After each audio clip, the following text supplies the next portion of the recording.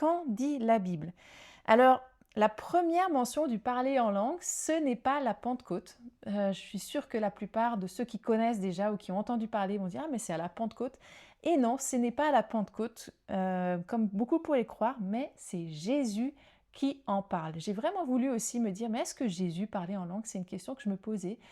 On ne sait pas, en fait, c'est pas précisé. On sait que Jésus prenait énormément de temps d'intimité avec Dieu, prenait du temps à part avec Dieu pour prier, mais on ne nous a pas dit comment il priait ou qu'est-ce qu'il priait, est-ce qu'il priait en langue. Mais par contre, Jésus a parlé du parler en langue. Et j'aimerais juste vous lire ce passage, ça se trouve dans Marc 16 au verset 17. Donc c'est là où nous à faire des disciples, et à croire et puis à baptiser les gens. Et puis, voici ce qu'il dit dans Matthieu 16, verset 17.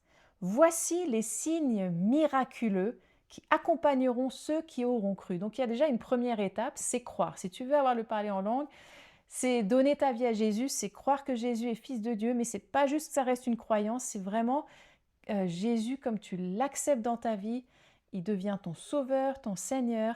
Et voilà, donc ça c'est la première étape. Donc je reviens à ce verset. Voici les signes miraculeux qui accompagneront ceux qui ont cru.